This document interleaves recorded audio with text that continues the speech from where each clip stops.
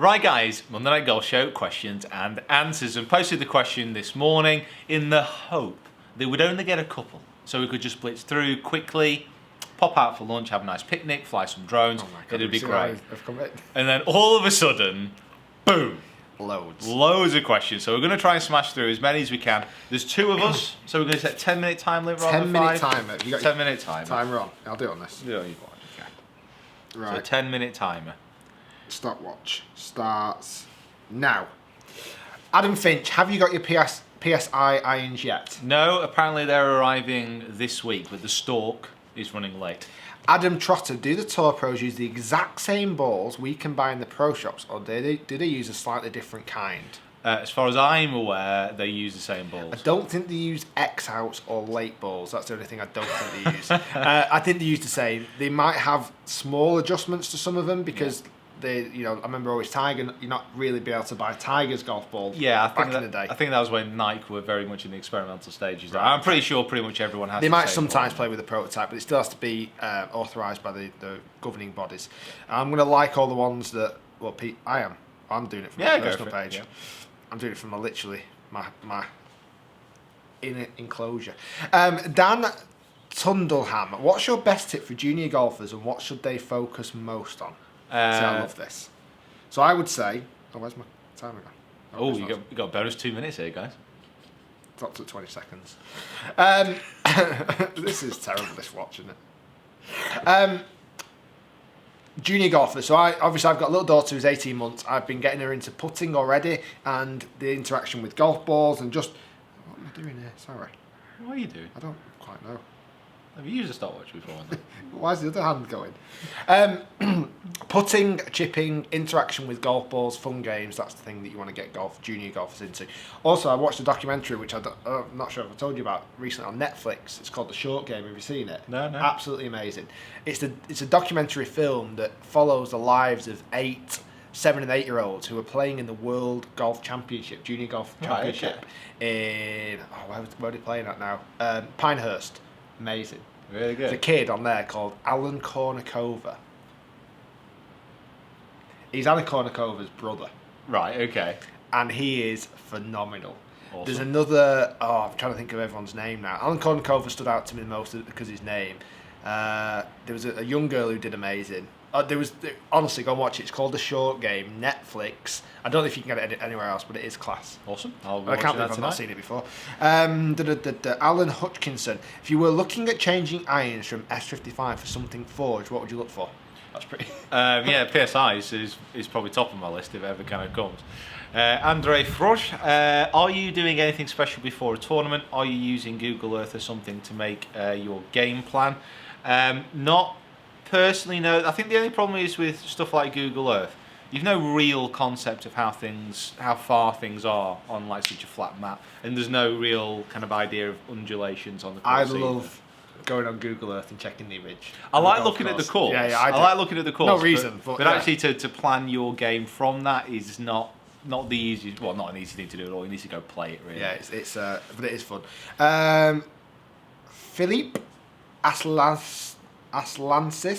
How tall are you guys? Hashtag Eagle Moose. Thanks for all the Eagle Moose comments 2 weeks ago. That was good, yes. Crazy people. How tall? I'm 6 foot, so 180 centimetres I think it is. I'm just shorter than you. I thought I was 5'10" or 11. I Could be, I'm not saying you're not. I thought I'm not arguing. Am I? I'm 6 foot. That's one of the things that most clients, when they come in on, new students come in, when they say to me, go, aren't you tall, Rick? I'm like, yeah, I am. You know what? Yes, I am. Apparently I look a lot shorter on video, I just didn't realise. And then halfway through the lesson they go, are they platforms? Yes they are. I'm actually 6'4" when you meet me in person. Alan Staines, hey Alan. Believe it or not, Alan, this time last year, today's date, it was when I was flying over to Australia. And Alan is Brisbane golf reviewer, who's also at the LET tournament this week. So go and check out Alan on his social media. She's got some cool snaps of clubs and lady golfers, so worth going and have a look at. Anyway, getting to your question. I never quite like it when there's a C more. What do you think the state of the game of golf is in the UK and around the world? Do you think there needs to be more 9-hole or 12-hole events, big hole golf, etc.? Maybe even a no limits event on the PGA. I'd love that on the PGA tours. Thanks, mate. Keep up the good work. Kiss, kiss, kiss. You're welcome, Alan. Thanks, Alan. State of the game of golf in the UK. It's not shrinking anymore. A few years ago it was shrinking. It's kind of leveled out. It's still not probably as high as obviously we'd like it to be, but it's recovering. This winter's not been great though because of the weather, but I think generally it's recovering. And as far as we're concerned, we might be slightly maybe insulated to if there are any real problems, because the fact is our channels, the interaction, you guys, all the videos, as far as we're concerned, golf's growing. It's great. It's slightly hard because our understanding of how golf is seen across the world and how we're seen across the world is slightly going up, where because as the years have been going on, we've become busier as coaches, we've been busier as YouTubers. So we found it hard to actually see where it used to be at. And still, we're relatively young, so we've never seen it in its super heyday, which would have been seen. So it's difficult to say. Going back to your question though, do you think there should be more 9-hole, 12-hole events? Yes. Yeah. Big holes, yes. No limits on the PGA Tour. How good would that be? I'll tell you what, I'm going to fire this question back over to everyone watching. If you had a no limits event on the PGA Tour, what would you love to see? What would be your best, ideal, dream tournament? Where would it be? What rules are applied? And that's probably about it. Yeah, where would it be and what rules applied? Comment down below. I'd love to hear your thoughts, and we'll be reading all of them as well. Neil Morrison, I'm a tall, strong laddie. Wake up, please, iPad. Or FLIGHTSCOPE. I'm a tall, strong laddie. Oh, well done. Congratulations. Neil. What do you suggest for correct tempo and to stop trying to destroy the ball out of sight? I think you could do this in a better way. Just imagine you, Neil. Can we imagine Neil's from Scotland? Okay. Go on, do Neil from Scotland. What, do you mean an accent? Yeah. I think this first bit's great. I'm an awful Scottish accent. This might offend a lot of people. Strong laddie. I'm a tall, strong laddie. What do you suggest for correct tempo and to stop trying to destroy the ball out of sight? I have a fairly decent ball connection, but I'm struggling to get consistency nailed. Hashtag Monday Night Golf Show, and I'm turning into a bloody pirate. Keep up the good work, me mateys. Oh, Neil, you used to be such a watcher, and now you're not going to watch anymore. I don't know if Neil's from Scotland. The way he said laddie. Brilliant. Right, I'm going to imagine you're Neil. Well, Neil, you need to calm down. Okay. Why? I love that line. To stop destroying the ball out of sight. Why would you want to stop doing that? That sounds fantastic. That's the fun bit. Well, you're the tempo king, Pete. That's brilliant, that. I mean, everyone has to find their own tempo and their own rhythm. Probably what I'd say is a really simple experiment is if you want to try and reduce the amount of clubhead speed that you generate, to stop trying to hit it so hard, slow the transition down from the top of the backswing into the ball, top of the backswing into the downswing, and also start off swinging at 60% of your power. Brilliant. Simple as that. That'll slow you right down and get your tempo, but it takes commitment to actually do it. Me laddie. Brilliant. James Harvey, what do you guys think of Robo Pro? Is that the thing that teaches you to swing, or is it the thing that hits the ball? Well, we met the one that actually hits the ball. We've met Pingman. We met Rory the Robo as well, didn't we? We've also met Rory the Robo, not to name drop, but we've met. It's kind of what we do. We've met Rory the Robot, and we've also met Pingman. Robo Pro, I'm not sure.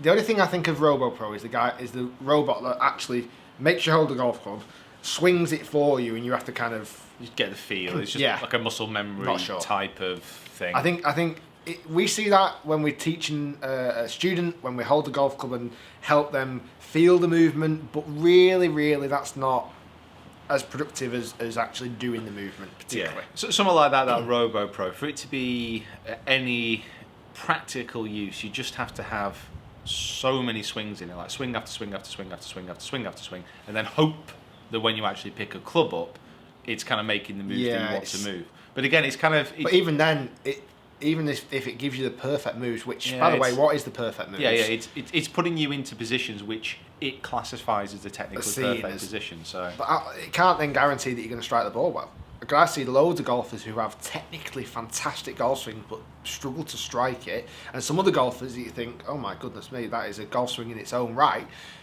but can strike the ball amazing. So I think it's a fine balance. But if you're thinking about investing one, I'm sure there are an awful lot of money. There's better things to invest your money on than Robo Pro. Yeah, absolutely. Go on, Joshua Reynolds. After watching Adam Scott recently after the change to anchored putter ban and seeing him miss a number of short puts, do you think the players affected by the ban will ever be as good as putter as they used to be? Well, he came second in this week's event. Yeah, I was going to say. And I don't know. I don't think he just needs that confidence boost getting back. Yeah, I don't think it's much of a problem. I think at Riviera, if that's what you're referring to as well about the short puts being missed, there's a lot of players missing short puts at Riviera. Apparently, it's the course with the most missed puts under 5 feet on the tour. That's why Jordan struggles. So, that is probably a little bit of a... I don't know. The thing is, misleading. What they'll do as well is the TV companies will highlight Adam Scott when he misses short puts because of. Oh, yeah. Do you get what I mean? Well, they won't pick up on. Yeah, the Jason Kokrak missing a short put and making a big deal over it. And what they always do is something that really does annoy, especially me about kind of TV kind of punditry.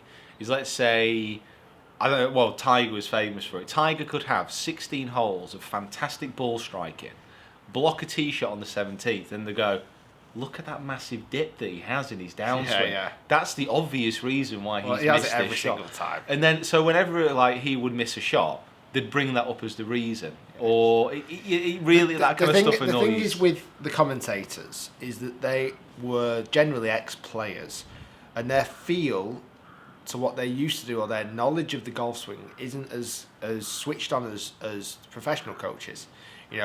Dennis Pugh is good on the commentary. He makes valid points.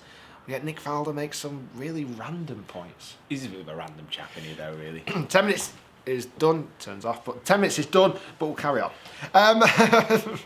So what happens when I get back? You see, the order breaks down. I've just seen some good questions. You see, so Paul Hurst, you have a 6-inch putt to qualify for the Open. I don't know if this is 2. 6-inch, but. Okay. In doing so, it means Rick Shields loses his spot. Wow. Right? Sink it and lord it over Rick, or shank it and carry his bag.